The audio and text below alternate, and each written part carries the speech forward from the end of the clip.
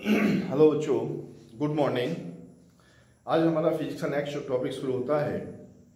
इसमें हम दो धारावाही तारों के बीच बल निकालेंगे कितना होता है।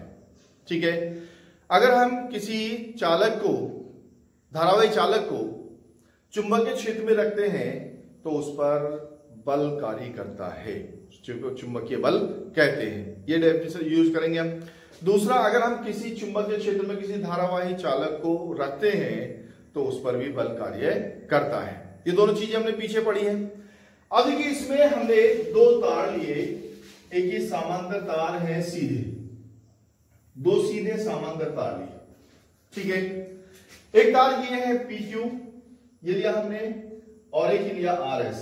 PQ और RS दो सीधे समांतर तार लिए। ठीक है।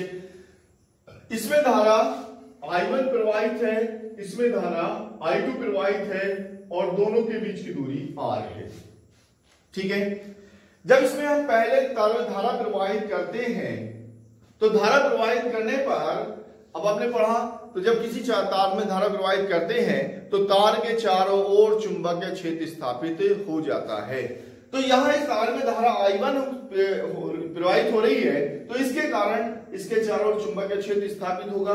और चुंबकीय क्षेत्र की दिशा हम दाएं हाथ के फ्लेमिंग के नियम से देखते हैं कि यह अंगूठा धारा की दिशा में और ये उंगलियां जो है उस बिंदु की ओर हो, तो हथेली से धक्का देने की दिशा में बल कार्य करता है। तो इस पर बल जो है यहां इस बिंदु पर जहां पे रखा है, तो इस पर चुंबकीय क्षेत्र स्थापित हो जाएगा, और जिसकी दिशा इसके लंबवत होगी चुंबकीय क्षेत्र की दिशा में।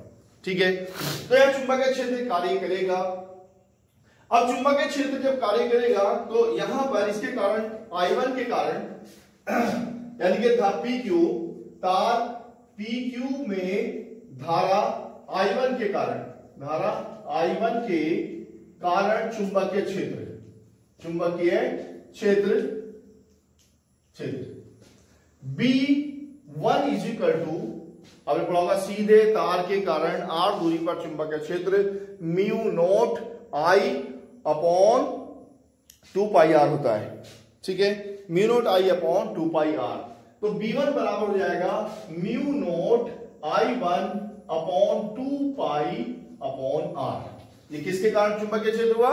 ये हुआ इसमें प्रवाहित धारा के कारण R दूरी पर चुंबकीय क्षेत्र। ठीक है।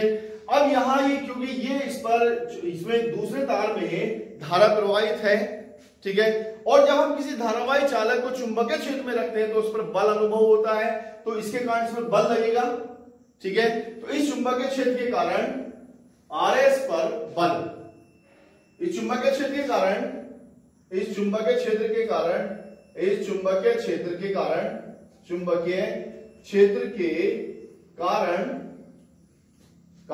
RS की L लंबाई पर बल।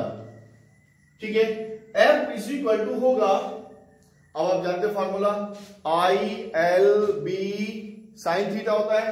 अब चूंकि चुंबकीय क्षेत्र हमारे ऐसे है, ठीक है, और ये हमारा चालक ऐसे है, तो ये 90 डिग्री पर है। चुंबकीय क्षेत्र चालक की दिशा के लंबवत है, तो थीटा 90 हो जाएगा।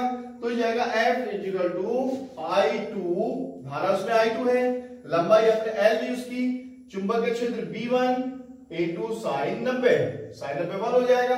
वहां से B1 का मान रख देंगे तो जाएगा F equal to I2 into L mu naught I1 upon 2 pi R, और साइन 90 का मान हो गया 1। ओके। तो ये बल कितना का? F बराबर mu naught upon 2 pi I1 I2 into L upon R। ये लगेगा इस पर बल, इसके कारण इस पर बल लगेगा। ठीक है।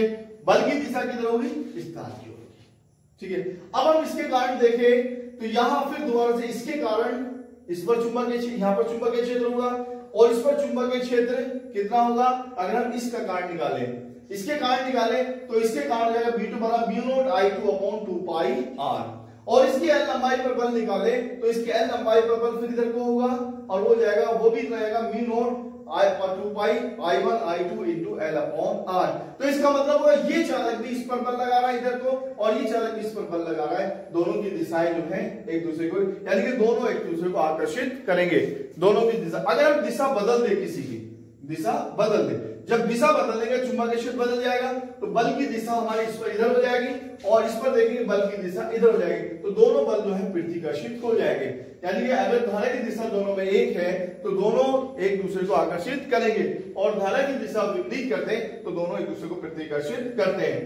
और वो बल कितना होगा, F बराबर mu naught upon 2 pi I1 I2 into L upon R। ठीक है, अब यहां से अगर हम एकांक लंबाई पर बल निकालें, तार की एकांक लंबाई पर बल, तो तार की एकांक लंबाई पर बल, एकांक लंबाई पर बल ये हम निकालें कितना होगा, तो F अपॉन L। ठीक है, तो F upon L is equal to mu naught upon 2 pi, mu naught 2 pi I1 I2 upon R, I1 I2 upon R। ये हो जाएगा तार की एकांक लंबाई पर बल, mu naught upon 2 pi into I1 I2 upon R। अगर दो सीधे समांतर तार एक दूसरे से R दूरी पर रखे हों और उनमें I1 I2 धारा प्रवाहित हो, तो उनकी एकांक लंबाई पर बल F upon L is equal to mu naught upon 2 pi I1 I2 upon R होता है। ठीक है, यही से फिर हम एम्पियर की परिभाषा हम दे सकते हैं। एम्पियर की परिभाषा भी यही से आती है।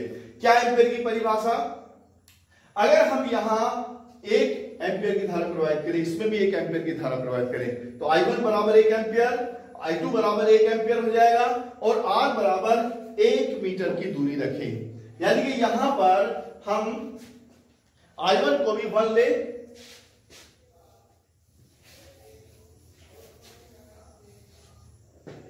I1 is equal to 1 ampere, I1 is equal to 1 ampere, I2 is equal to 1 ampere में।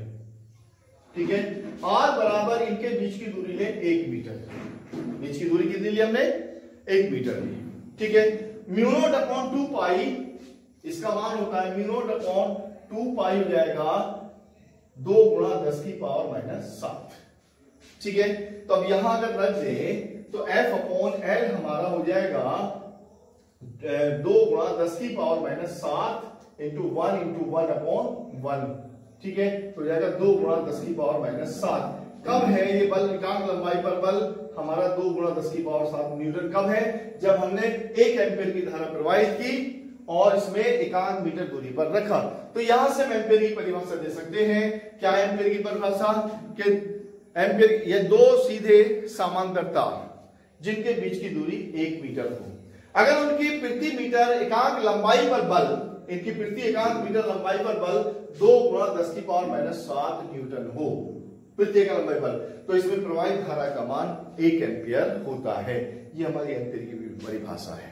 ठीक है, तार सीधे समांतर, इसमें दूरी कितनी, 1 मीटर ली, प्रति मीटर लंबाई पर बल कितना हो, 2 गुणा 10 की पावर 7 न्यूटन, तो इनमें प्रवाहित धारा का मान 1 एम्पियर होता है।